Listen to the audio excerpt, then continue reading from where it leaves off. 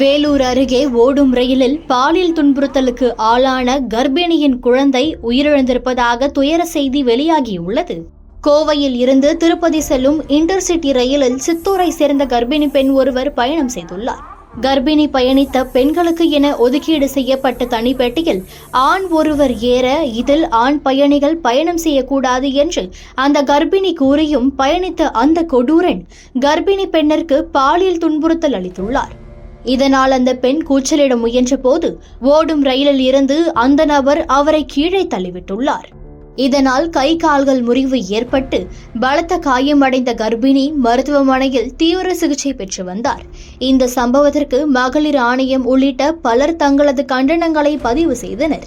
இப்படி 4 மாத கர்ப்பிணிக்கு தீவிர சிகிச்சை அளிக்கப்பட்டு வரும் நிலையில் குழந்தையின் இதய துடிப்பு நின்றுள்ளது என்ற அதிர்ச்சிகர தகவல் தற்போது வெளியாகியுள்ளது.